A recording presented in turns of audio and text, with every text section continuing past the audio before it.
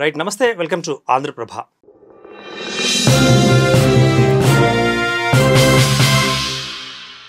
Jubilee Hills bypoll ఎన్నికలు అనేవి, అంటే జూబ్లీ హిల్స్ ఉప ఎన్నికలు అనేవి రాష్ట్ర వ్యాప్తంగా హీట్ను రప్పిస్తున్నాయి, హీట్ని తెప్పిస్తున్నాయి.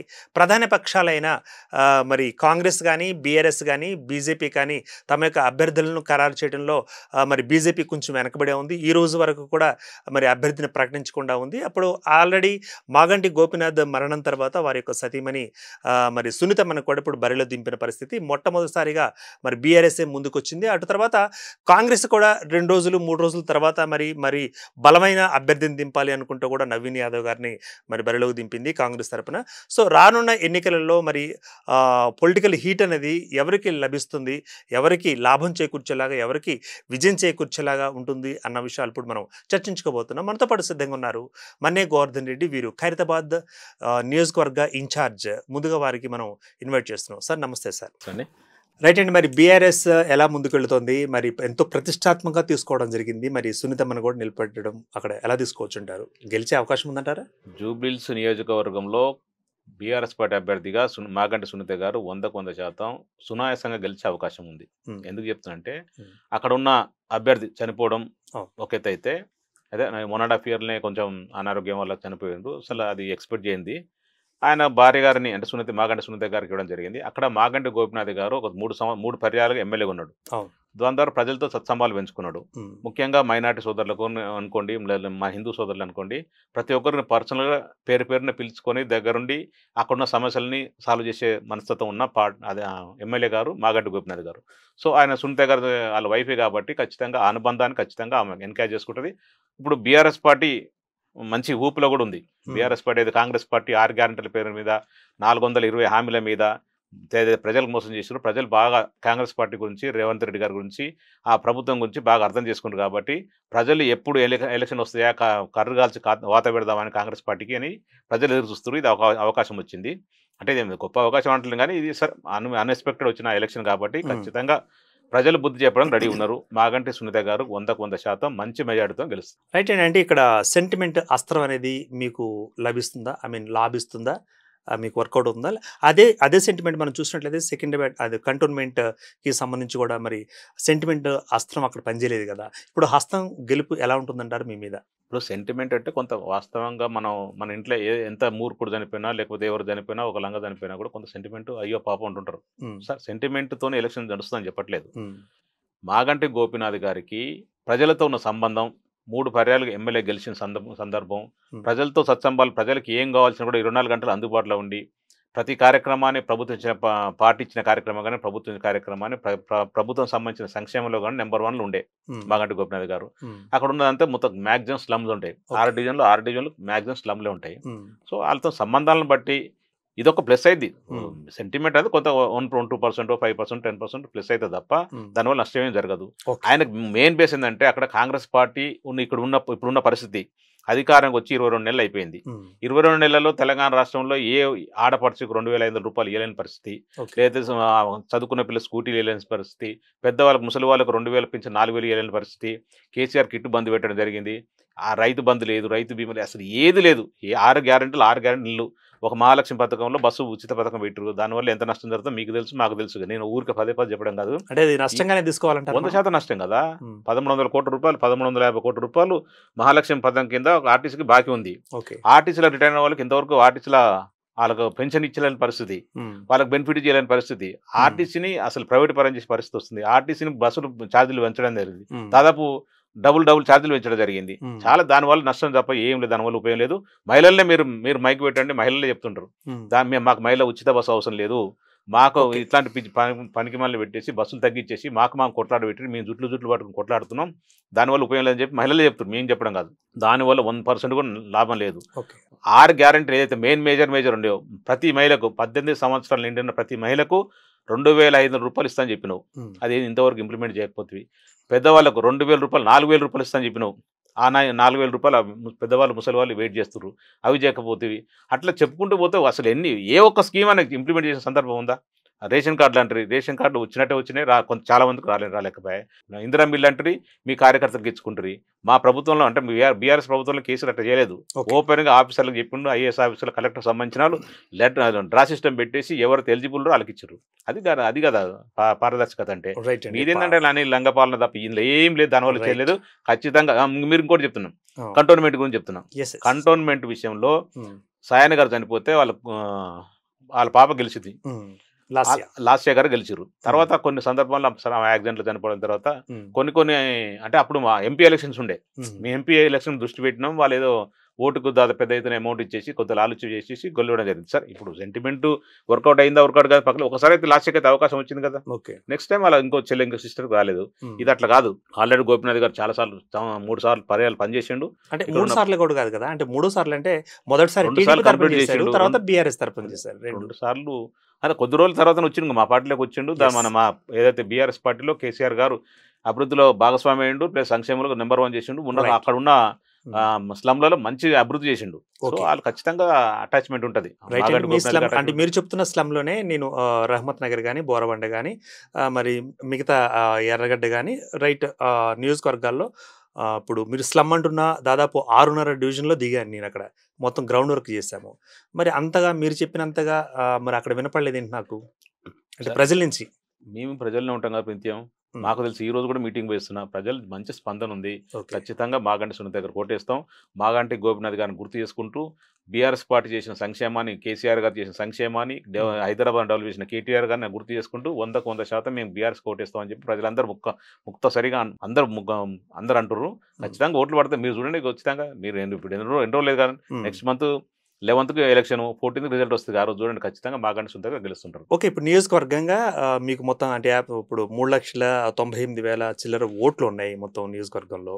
ఇందులో 1,30,000 ఓట్లు దాదాపు ముస్లిం మైనారిటీలే ఉన్నాయి. మరి ఓవైసీ మీకు సపోర్ట్ ఇస్తారనుకున్నారా ఇంతకుముందులోనే, ఎలా ఉంటుంది అంటారు? ముస్లిం మైనారిటీ ముస్లిం ఓట్లే 1,20,000 దాకా ఉంటాయి. ఇంకా మా క్రిస్టియన్ ఓట్లు, సర్దార్జీల ఓట్లు ఇంకో 34,000 ఓట్లు ఉంటాయి. దాదాపు 150,000 ఓట్లు పైచలకు మైనారిటీ సోదరులు ఉంటాయి. మైనారిటీ సోదరులు సరే అక్కడ ఉన్న ఇప్పుడు ముస్లిం ఎంఐఎం సంబంధించిన వాళ్ళు మాకు ఇవ్వాలని కోరుతున్నాం. ఎందుకంటే మాగంటి గోపినాథ్ గారికి కూడా ముస్లిం మైనారిటీతో మంచి సత్సంబంధాలు ఉన్నాయి కాబట్టి గతంలో మొన్నటి దాకా అంటే 2023 ఎలక్షన్ దాకా ఓవైసీ సోదరులు మా పార్టీతోనే అలయన్స్లు ఉన్నారు కాబట్టి వాళ్ళు ఇవ్వాలని కోరుకుంటున్నాం. ఒక హస్బెండ్ చనిపోయారు, అన్ఎక్స్పెక్టెడ్ చనిపోయిన వారికి సింపతి పరంగా కొంచెం వాళ్ళకి ఇవ్వాలని చెప్పి మేము వాళ్ళని 100% రిక్వెస్ట్ చేస్తున్నాం. అంటే ఇంకొకటి చిన్న డౌట్ గోవర్ధన్ గారు, ఇప్పుడు ఏఐఎం వాళ్ళు ఎప్పుడైనా సరే అధికారంలో ఉన్న వాళ్ళకే మద్దతు ఇస్తారు, వాళ్ళకి సపోర్ట్ ఇస్తారు, మిత్రపక్షంగా ఉంటారు. గతంలో మీరున్నారు కాబట్టి మిత్రపక్షం ఉన్నారు, ఇప్పుడు కాంగ్రెస్ ఉంది కాబట్టి కాంగ్రెస్కి మిత్రపక్షం వహించరు అని ఎందుకు అనుకోవచ్చు అంటారు? అంటే వాళ్ళు ఓపెన్ చెప్పట్లే కదా, మా దగ్గర ఓపెన్ చెప్పారు కదా. అంటే 1,30,000 1,20,000 ఓట్లు కీలకమైన ఓట్లు ఉన్నాయి. ఆ కీలకమైన ఓట్లే జయప విజయాలని అంటే విక్టరీ సంపాదించడానికి కూడా డిసైడ్ చేసే ఓట్లు కదా. మరి అక్కడ మీరు మైనారిటీలను పలకరించుకోవడంలో లేకపోతే మీ వాళ్ళు అనిపించుకోవడంలో వెనకబడ్డారు అనుకోవచ్చు అంటారా ఇప్పటివరకు? ఇప్పుడు మైనారిటీ సోదరులు గెలిపోవడంలో ముఖ్య పాత్ర పోయిస్తారు, అది 100% అవునన్నా కాదన్నా వాస్తవం. అది ఇది కాదంటే ఛాన్స్ లేదు. కాకపోతే ఇక్కడ ఓవైసీ గారు అంత ఇన్ఫ్లుయెన్స్ ఉండదని చెప్పి మేము నమ్ముతున్నాం. ఒకళ్ళు ఉన్నా కూడా ఓవైసీ సోదరు కూడా మా తరపున, మీ ఆంధ్రప్రభ తరపున రిక్వెస్ట్ ఏంటంటే మాగంటి గోపినాథ్ మంచి ఎమ్మెల్యే, మా పార్టీ తరపున అన్ఎక్స్పెక్టెడ్ గా ఆరోగ్యం ఖరాబ్ అయి చనిపోవడం జరిగింది. వాళ్ళ సతీమణి సునీత గారికి మీరు సపోర్ట్ చేయమని చెప్పి మేము మీ ద్వారా రిక్వెస్ట్ చేస్తున్నాం. ఒకసారి ఆలోచించాలని కోరుకుంటున్నాం. ఎందుకంటే ఒక మంచి ఎమ్మెల్యే గారు చనిపోవడం జరిగింది, ఆరోగ్యం బాగాలేక. వాళ్ళ వైఫ్ ఇద్దరు ఆడపిల్లలు, ఒక కొడుకుతోని పాపం ఆమె ప్రతి ఇంటింటికి తిరిగి వాళ్ళ కూతుళ్ళు కూడా తిరిగి అడుగుతున్నారు. మీరు కూడా హ్యూమానిటీ గ్రౌండ్ మీద ఆయనకు సపోర్ట్ చేయాలని కోరుకుంటున్నాం.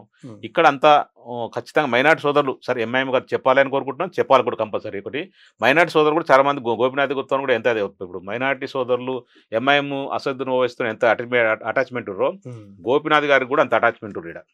సో మైనార్టీ సోదరులు కూడా గోపినాథ్ గారిని, గోపినాథ్ వైఫ్ని లేకపోతే వాళ్ళ కుటుంబాన్ని మాత్రం పక్కన పెడతారని మాత్రం అనుకోను. ఖచ్చితంగా మైనార్టీ సోదరులు మాత్రం ఖచ్చితంగా మాగంటి కుటుంబానికి, బీఆర్ఎస్ పార్టీకి అండగా ఉంటారని చెప్పి పూర్తి విశ్వాసం ఉంది, పూర్తిగా నమ్ముతున్నాం. కాంగ్రెస్ పార్టీలో మైనారిటీలను మరి పట్టించుకుంటున్నారా లేదా పట్టించుకోవట్లేదా, విస్మరించడం జరుగుతుందా అంటూ కూడా బయట ఒకటి వినిపిస్తుంది. మీరేమంటారు, నిజంగా జరుగుతుంది? 100% విస్మరిస్తారు. ఎందుకు చెప్తున్నా, మా బీఆర్ఎస్ పార్టీ గవర్నమెంట్లో కేసీఆర్ గారు రెండోసారి ముఖ్యమంత్రి అయిన తర్వాత ఫస్ట్ హోంమంత్రిగా మహమూద్ అలీ గారికి ఇచ్చిండు. అది మైనార్టీలకు ఇచ్చిన మా పార్టీ ఇచ్చిన గౌరవం. మైనార్టీలు అంటే మా పార్టీ 100% గౌరవిస్తుంది. తెలంగాణ రాష్ట్రంలో వాళ్ళు కూడా మన తెలంగాణ ప్రజలే కాబట్టి తెలంగాణ రాష్ట్రంలో వాళ్ళకి ఇచ్చాల్సిన బాధ్యత వాళ్ళకి ఇవ్వాలని ఒక హోంమంత్రిగా మహమూద్ చేయడం జరిగింది. కానీ కాంగ్రెస్ పార్టీ 2 నెలలైంది అధికారంలోకి వచ్చి, ఇంతవరకు ఒక మంత్రి పదవి ఇవ్వలేదండి. ఒక మంత్రి పదవి ఏ పదవి ముస్లింలకు ఇవ్వలేదు. అంటే వాళ్ళని చిన్న చూపు చూస్తారు. ఓన్లీ ఓట్ బ్యాంక్ చూసుకుంటారు. ముస్లింలని ఓట్ బ్యాంక్ తీసుకొని వాడుకుంటారు. ఇప్పుడే కాదు, గత స్వాతంత్రం వచ్చినప్పటి నుంచి ఈ రోజు వరకు కూడా కాంగ్రెస్ పార్టీ ఎక్కడ అధికారంలోకి వచ్చినా, దేశంలో వచ్చినా, రాష్ట్రంలో వచ్చినా మైనార్టీలను ఓన్లీ ముస్లింలు మాత్రం ఒక ఓట్ బ్యాంక్ చూసుకుంటారు తప్ప ఎప్పుడు గౌరవించలేదు. ఇప్పుడు ఏ మైనార్టీని అడినా, ఏ ముస్లిం సోదరుని అడినా కూడా చెప్తారు, బీఆర్ఎస్ పార్టీ గవర్నమెంట్లో మాకు మంచి గౌరవం ఇచ్చిండే, మాకు కావాల్సిన రంజాన్ పండుగకు తోఫా ఇచ్చిర్రు, రంజాన్ పండుగకు ప్రతి పేదవాడికి ఒక మంచిగా విందు భోజనం ఇచ్చిండు, మన ఒక గౌరవం ఇచ్చిండు, మా సోదరులాగా చూసిండు కేసీఆర్ గారిని చెప్తారు. ఈ రోజు రేవంత్ రెడ్డి గారు ముక్కుబడిగా చిన్న చేసేస్తుంది తప్ప వాళ్ళకి రంజాన్ తోఫా లేదు. రంజాన్ సంబంధించిన ప్రతి మస్జిద్కు ₹1,00,000 ఇచ్చేవాళ్ళు కేసీఆర్ గారు. ఈ రోజు ₹1 రెండు సార్లు అయిపోయింది. గవర్నమెంట్ వచ్చిన తర్వాత 2 సార్లు రంజాన్ వచ్చింది, ₹1 ఇవ్వలేదు వాళ్ళకు. అట్లాంటి పరిస్థితి ఉంది. ఒక మంత్రి పదవి ఇవ్వలేదు, ఒక చైర్మన్ పదవి ఇవ్వలేదు, ఏమీ ఇవ్వలేదు. మైనార్టీని ఓట్ బ్యాంక్ చూస్తారు తప్ప ఏం లేదు. మైనార్టీ సోదరులు కూడా అది కూడా మైండ్లో పెట్టుకోరు. మైనార్టీ సోదరులు కూడా కేసీఆర్ గారు ఉన్నప్పుడు, కేసీఆర్ గారి హయాంలో మైనార్టీలకు మంచి గౌరవం ఉండేది, మంచి సోదరభావంతో ఉండేది, మమ్మల్ని మంచి చూసుకుండు. ఒక అక్బర్ గారు చెప్పిండ్రు, అక్బరుద్దీన్ అసెంబ్లీ సాక్షి చెప్పిండు, సీకోమై తెలంగాణ కేసీఆర్ చూసి నేర్చుకో అని చెప్పిండు. ఏమని, మేము ఉన్నది 50 లక్షల మంది, 2,000 కోట్ల రూపాయలు బడ్జెట్ పెట్టిండు. అట్లా ఉండాలి, దేశంలో ఏ ముఖ్యమంత్రి చేయలేదు, మా కేసీఆర్ చేసిండు, మా కేసీఆర్ చూసి దేశం మొత్తం నేర్చుకోవాలని చెప్పిండు. మైనార్టీలకు అంత ఇంపార్టెంట్ ఇచ్చిండు కేసీఆర్ గారు. సో మైనార్టీ సోదరులు కూడా మీ ద్వారా ఏం రిక్వెస్ట్ చేస్తున్నాం అంటే, ఈ 22 నెలల పాలన బాగుందా, గతంలో కేసీఆర్ గారి పాలన బాగుందా, కేసీఆర్ గారికి మీకు మంచి సముచితమైన గౌరవం ఇచ్చిండా, మీకు కావాల్సిన ఏర్పాట్లు చేసిండా, మిమ్మల్ని మంచి సోదరభావంతో చూసినా లేదా ఒకసారి గౌరవించుకొని చూసుకోండి. ఇప్పుడు కాంగ్రెస్ చేస్తున్న మోసాలని, కాంగ్రెస్ పెట్టిన మీకు నంచివేతని దృష్టిలో పెట్టుకొని మీరు చూడండి. ఇప్పటివరకు 22 నెలల్లో ఒక ముస్లిం సోదరునికి ఒక మంత్రి పదవి లేని దుస్థితిలో కాంగ్రెస్ పార్టీ రేవంత్ రెడ్డి గారు ఉన్నారు. ఇప్పటికైనా ఆలోచించుకోవాల్సిన బాధ్యత ముస్లిం సోదరులకు ఉందని చెప్పి రిక్వెస్ట్ చేస్తున్నాను. గోవర్ధన్ గారు, ఇప్పటికే మరి మీరు మీ ఇంట్లోనే చక్కగా లేదని, బీఆర్ఎస్ కుటుంబంలోనే లుకలుకలు ఏర్పడ్డాయని, మరి విడిపోవడాలు, సస్పెన్షన్లు గురైనాయి కదా, మరి ఇప్పుడు ఆమె విడిపోయి ఉంది కదా, అంటే కవితక్క విడిపోయి ఉంది, మరి మీకు సపోర్ట్గా వచ్చే అవకాశం ఉందంటారా జాగృతి తరపున, లేకపోతే విడిగానే ఉండి ఆమె ఫైట్ చేస్తాంటారా? ఇంతవరకు ఆమె జాగృతి తరపున ఆమె స్టేట్మెంట్ ఏమీ లేదు కదా. ఇస్తుంది, ఇవ్వలేదు. మరి ఇస్తుందో రాజకీయ పార్టీ పెడతానే అను బయట వింటున్న మాటలు వాస్తవం. కానీ ఇంతవరకు ఈ ఎలక్షన్ వరకు ఏం రాకపోవచ్చు అనుకుంటున్నాం. ఆమె తర్వాత డిసిషన్ చెప్పొచ్చు. ఇప్పటివరకు ఏం లేదు. వస్తుందని మేము అనుకుంటున్నాం. ఎందుకంటే జాగృతి సపరేట్ కాదు, మా పార్టీ నుంచి పుట్టిన జాగృతినే కాబట్టి ఖచ్చితంగా వస్తాను నమ్ముతున్నాం. రావాలి కూడా. ఎందుకంటే మనం కొట్టాడుకుంటే కాంగ్రెస్కి అవకాశం వచ్చే ఉంటుంది. ఇప్పుడు ప్రజలు కూడా, బీజేపీ కూడా ఉంది అక్కడ. బీజేపీ నోవేరండి అక్కడ.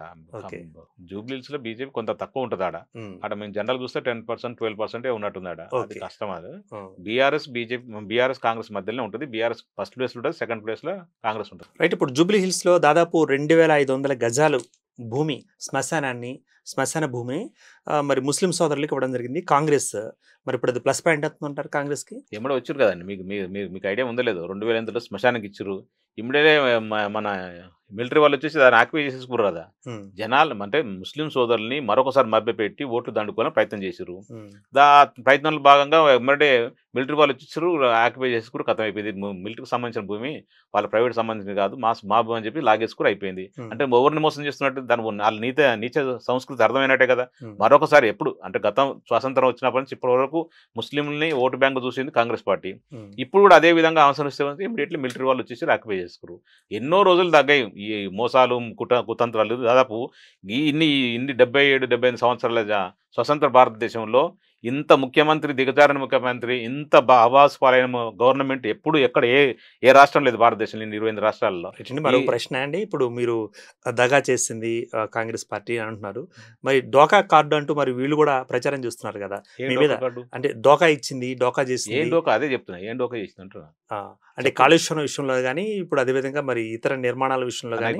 ఒక నిమిషం చెప్తా. కాళేశ్వరం చెప్తా. 2 కార్డుల ఉద్యమం నడుస్తుంది ఇప్పుడు. ఎందుకంటే నేను కూడా వెళ్ళాను, ఆ గ్రౌండ్ వర్క్ అంటే గ్రౌండ్ రిపోర్ట్ లో భాగంగా వెళితే ఇక్కడ బాకీ కార్డు ఒక పక్కన, ఒక పక్క మళ్ళీ డోకా కార్డు అని రెండు. ఏం చేసింది అంటున్నా, మీ ప్రభుత్వంలో మీరున్నారు కదా, డోకా ఏం చేసిందో నిరూపించాల్సిన బాధ్యత మీది. మేము చెప్తున్నాం మీరు బాకీ పడ్డరని చెప్పినాం. ఎందుకంటే ₹2,500 ఇంటూ 22 నెలలు ఒక మహిళకి ఎంత బాకీ ఉన్నో మేము చెప్తున్నాం క్లియర్. అవునా కాదా? ఒకటి ₹2,000 పింఛన్ ₹4,000 చేస్తున్నాం. అంటే ఒక్కొక్క ముసలవాడి దగ్గర ₹2,000 ఇంటూ 22 నెలలు ఎంత వచ్చింది బాకీ. స్కూటీలు ఎక్కడ పోయినాయి అడుగుతున్నారు. అది చెప్పండి. మీరేం చెప్తున్నారు? మీరు కూడా డోకా చేస్తారని చెప్తున్నారు కదా. డబుల్ బెడ్రూమ్లు బుద్ధి ఉండాలి ఇతను మాట డబుల్ బెడ్రూమ్లో ఒకసారి చూడు, మేము కట్టిన డబుల్ బెడ్రూమ్లో నువ్వు ఇప్పుడు ఏదో మూసి లక్షణం అని చెప్పేసి ఏదో చేస్తూ వాళ్ళకి ఇస్తున్నావు కదా, అది మేము కట్టిన ఇల్లు, నువ్వైనా ఒక్క ఇల్లుని కట్టిన సందర్భం ఉందా, ఒక ఇటుక కట్టిన సందర్భం ఉందా? మేము ఎక్కడ మోసం చేసినాం? కాళేశ్వరం నువ్వు 22 నెలల నుంచి పదే పదే వాగుతూ ఉంటావు కదా, కాళేశ్వరంలో అవినీతి జరిగింది, 1,00,000 కోట్లు జరిగింది, ఖర్చు పెట్టింది 93,000 కోట్ల రూపాయలు, 1,00,000 కోట్ల అవినీతి అని చెప్పేసి ప్రజలను మభ్యపెట్టినావు. ఇప్పుడు నీ 22 నెలలైంది అధికారం వచ్చి, దాని మీద ఇంకెవరి మీద ఎంక్వైరీలు కమిషన్లు వేస్తున్నావు. ఏం పెట్టినావు? ఏం చేసినావు? ఇలా ఏమంటారు కొండంతో వెళ్తున్న పట్టినట్టు ఏం చేసినావు? ఒక్కసారి చూపించరాదు, నిరూపించి ఒక్కసారి. నువ్వేంటి డోకా చేయడం అంటే ఎక్కడుంది చెప్పండి? డోకా ఇవన్నీ అవాస్తవాలు. ఏదో మేము బాకీ కార్డు పెట్టాం కానీ వాళ్ళు డోకా కార్డు అని చెప్పేసి ఒకటి ఊరికే చేయడం చేయదు తప్ప ప్రజలు గమనిస్తున్నారు. ఒక్కసారి ఊళ్ళలో పోయి చూడండి, ప్రజలు రైతులు ఎంత ఇబ్బంది పడుతున్నారు. యూరియా లేక, ఎరువులు లేక, కరెంటు లేక, నీళ్ళు లేక, అసలు నానాక అవస్థలు పడుతున్నారు, అరిఘోషపడుతున్నారు రైతులు అక్కడ.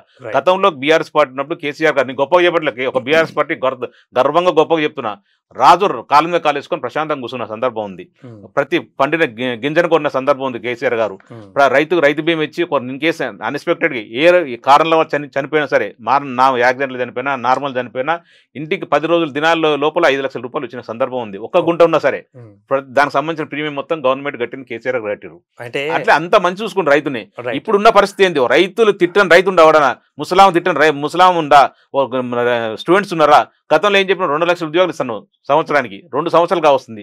ఎన్ని ఉద్యోగాలు ఇచ్చిన? 5,000 చిల్లర. మేము ఇచ్చిన ఉద్యోగాల నియామక పత్రాలు ఇస్తూ దానికి 5,000 యాడ్ చేసి దాన్ని గొప్పగా చెప్పుకుంటాను. ఇంత ఇచ్చిన అంత ఇచ్చిన సిగ్గు సరే అసలు ఎవ్వరికి లేదన్న. ముఖ్యమంత్రి లేదు, మంత్రులు లేదు, ఎవరు లేదు. ఒకటి 50,000 అంటాడు, ఒకటి 65,000 అంటాడు, 1,00,000 అంటాడు, ఇష్టానుసారంగా మాట్లాడుతుంది తప్ప తెలంగాణ ప్రజలకు తెలుసు, స్టూడెంట్స్ తెలుసు. నిరుద్యోగుల కాడ ఒకసారి మైకి పెట్టండి, రేవంత్ రెడ్డి గారి గురించి, కాంగ్రెస్ ప్రభుత్వం గురించి మాట్లాడతారు ఒకసారి. సిగ్గు లేకుండా రేవంత్ రెడ్డి గారు సిగ్గు లేకుండా ఏం చెప్తున్నా అంటే నిర్మోహమాటంగా చెప్తున్నా ఏంటంటే, నువ్వు నిరుద్యోగులు అంటే నేను నోటిఫికేషన్ మీద నోటిఫికేషన్ ఇస్తుంటే విద్యార్థులు వద్దొద్దు మాకు నోటిఫికేషన్ ఏదని చెప్తున్నాడు. అసలు చెప్పుకుంటారా ఎవడన్నా? ఎవరైనా నోటిఫికేషన్ వస్తే వద్దంటారా? ఏమన్నారంటే ఒక ఎంట్రన్స్ తర్వాత ఇంకో ఎంట్రన్స్ పెట్టని చెప్పారు.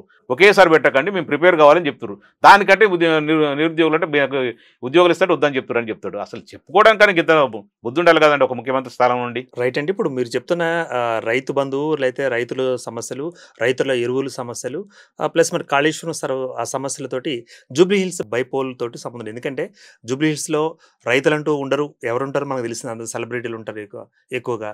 మరి ఇప్పుడు అదిగా యూరియా గురించి కూడా ఎవరు అడగరు, ఇందులో రైతులు తక్కువ ఉంటారు కాబట్టి. సో కాళేశ్వరం ప్రాజెక్టు గురించి కూడా ఎవరు మాట్లాడలేదు నియోజకవర్గంలో. మరి ఇప్పుడు ఒకవేళ ఎంఐఎం పోటీ చేస్తే బీఆర్ఎస్ పరిస్థితి ఏంటంటారు? మీరు అడిగిదని చెప్తాను. జూబ్లీ హిల్స్ లో సెలబ్రిటీ ఉంటారు అంటారు కదా. జూబ్లీ హిల్స్ సెలబ్రిటీ ఎవరు ఉండరు. జూబ్లీ హిల్స్ లో పూర్తిగా స్లమ్ ఉంటది. జూబ్లీ హిల్స్ పేరుకు Jubilee hills constituency, Jubilee hills ఉండదు. డివిజన్ లో మొత్తం అంతా ఇందులో స్లమ్ లో ఉంటుంది. కంప్లీట్ స్లమే. ఒకటే మధురా నగర్ ఒకటి, వెంగళరావు నగర్ ఒకటి, 2 తప్ప మిగతా అంతా కంప్లీట్ స్లమ్మే. షేక్పేట స్లమ్మే, బోరబండ స్లమ్మే, రైబంధన స్లమ్మే, యూసుఫ్గూడ స్లమ్మే, అన్ని స్లమ్లే. ఇప్పుడు ఇక్కడ సమస్య ఏంటంటే అక్కడే అంత విలేజ్ లకి వెళ్ళి వచ్చి ఇక్కడ సెటిల్ అయిన వాళ్ళందరూ మాక్సిమం ప్రతి ఒక్కరికి విలేజ్ లో 1/2 ఎకరమో, గుంటనో, 2 ఎకరాలో, ఎకరం ఉండను మాట వాస్తవమే. పొద్దున్న లేస్తే మీ రైతులు బాధల్ని మనం మీ యూట్యూబ్ ఛానల్లో కానీ, డిజిటల్ మీడియాలో కానీ, లేకపోతే మెయిన్ స్క్రీన్ ఛానల్లో కానీ చూస్తున్న సందర్భం ఉంది. రైతులు ఎంత బాధపడుతున్నారు, ఈ రేవంత్ రెడ్డి గారు ఎంత మోసం చేస్తుండే, ఎంత ఇబ్బంది పెడుతుందని చెప్పి ప్రతి ఒక్కరు చూస్తుండ్రు. ఈరోజు అంతా ముట్టి మీద దునియా అన్నట్టు అంతా ఫోన్లోనే అంతా తెలిసిపోతుంది. ప్రపంచంలో ఏం జరుగుతుంది, మన తెలంగాణ రాష్ట్రంలో ఊర్లో ఏం జరుగుతుందో తెలుసుకోరా, ఖచ్చితంగా తెలుసుకుంటారు. ఒకటి 2 కాళేశ్వరం నీళ్ళే మొన్నటిదాకా తాగుతున్నాం, ఇప్పుడు తాగుతాం. రేపొద్దున ఈయన 7,000 కోట్ల చిల్లర 7,350 కోట్ల రూపాయలు పెట్టేసి మల్లన్న సాగర్కి వెళ్ళి నీళ్ళు తీసుకొస్తున్నాడు, హైదరాబాద్ తీసుకొస్తుంటుంది కదా, అవి కూడా కాళేశ్వరం నీళ్ళే. జూబ్లీస్ లో ఉన్న నియోజకవర్గ ప్రజలకు తెలుసు కాళేశ్వరం వల్ల ఎంత ఉపయోగపడుతుంది, దానివల్ల ఎంత. ఇప్పుడు తాగుతున్న నీళ్ళు కూడా అవే, గండిపేట నీళ్ళు అని మనం చెప్తుంటాం కదా, గోదావరి నీళ్ళే. అది కాళేశ్వరం నీళ్ళ నుంచి వస్తున్న నీళ్ళే. రేపొద్దున హైదరాబాద్ కావాల్సిన దాదాపు ఇంకో 50-100 సంవత్సరాలకు ఫ్యూచర్స్ ఆలోచించి కేసీఆర్ గారు ఇక్కడ మల్లన్న సాగర్, కొండపోచమ్మ సాగర్ పెట్టేసి అక్కడి నుంచి నీళ్ళు తీసుకొచ్చాం, పెట్టిన బాధ్యత తెలుసు.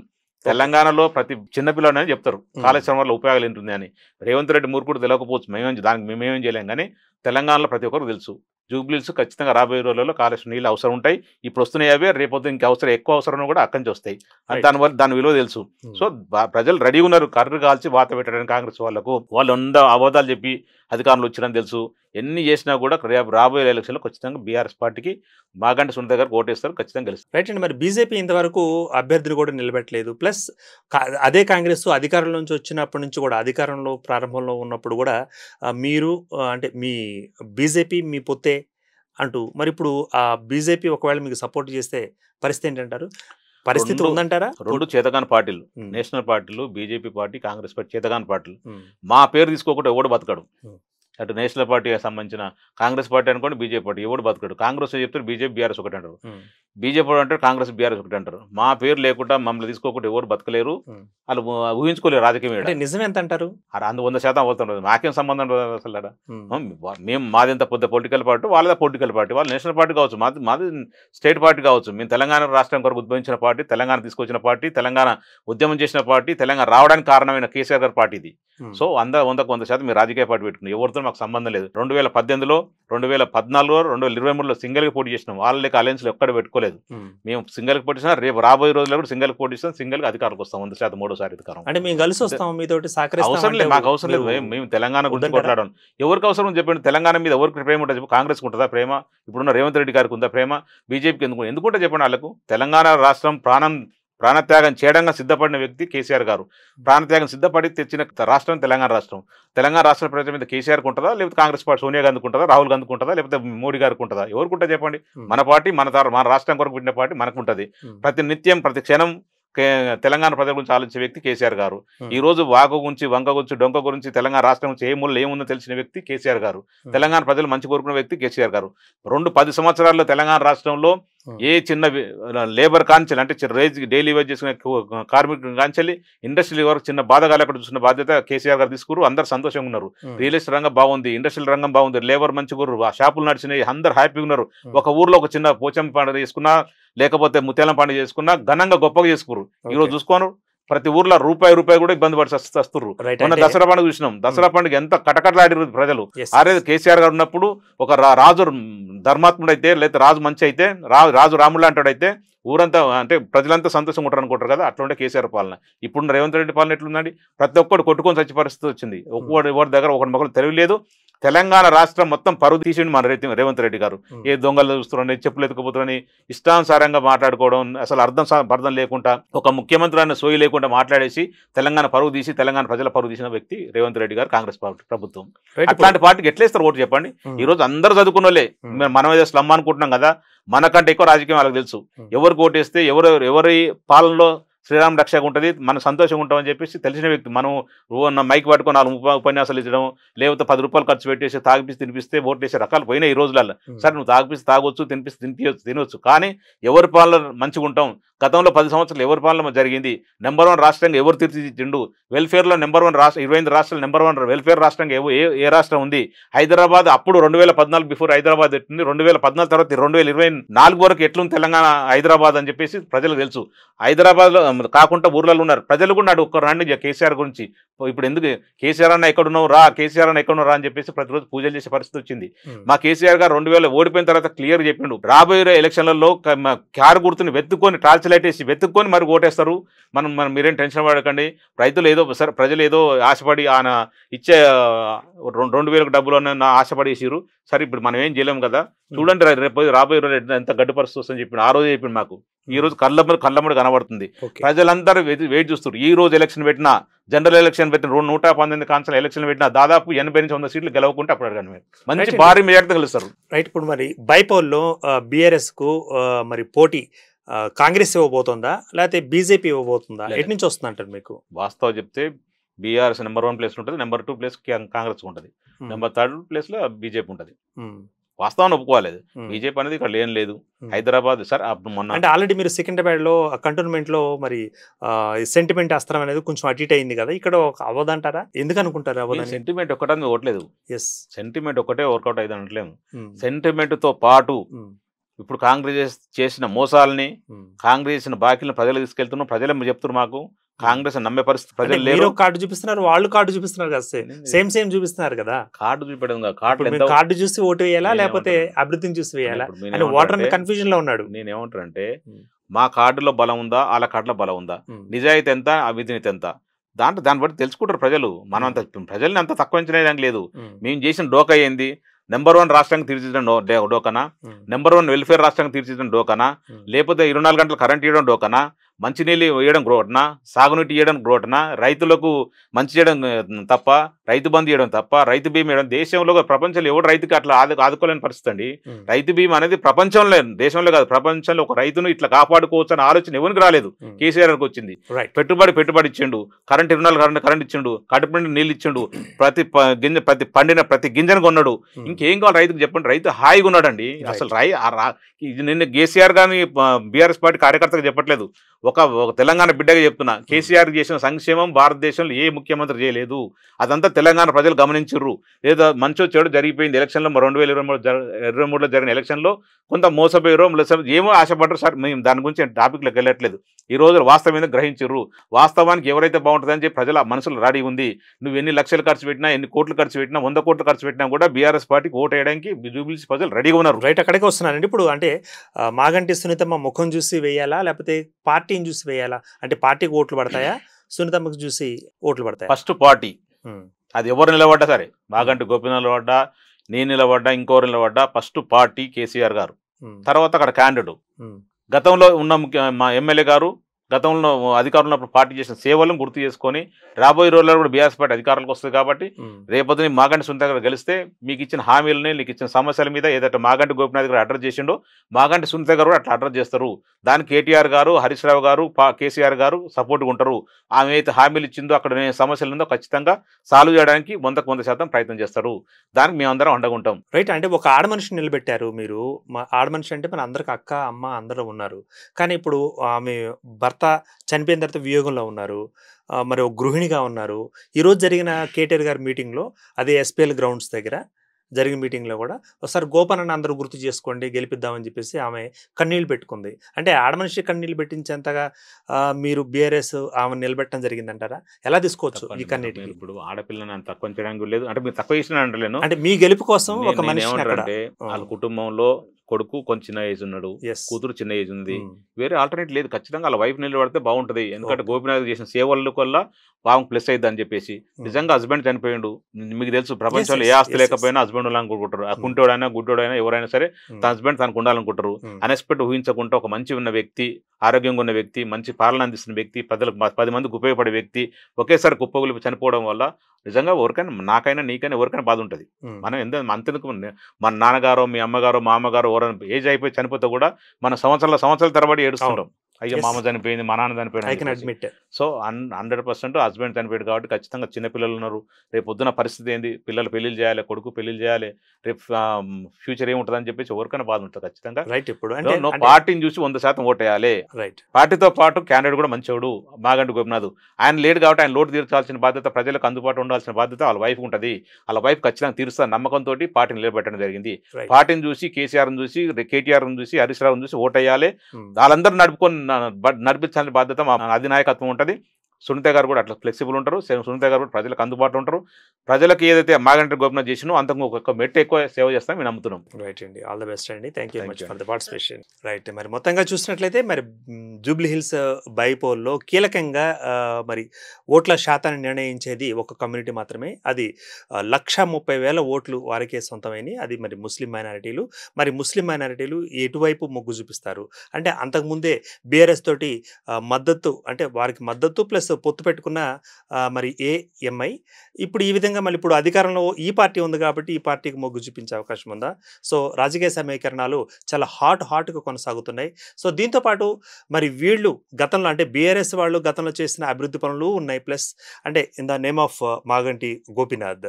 మరి ఇప్పుడు నెక్స్ట్ అదే నియోజకవర్గంలో గెలుపు గుర్రంగా 2వ స్థానంలో నిలిచి ఉన్న, గత 2-3 ఎన్నికల నుంచి కూడా గెలుపు గుర్రంగా ఉన్న నవీన్ యాదవ్ గారిని కూడా కాంగ్రెస్ తన క్యాండిడేట్గా పెట్టింది. మరి ఎవరు గెలుస్తారు అక్కడ? హస్తం గెలుస్తుందా, లేకపోతే సెంటిమెంట్ అస్త్రం గెలుస్తుందా? వేచి చూద్దాం. Keep watching Andhraprabha.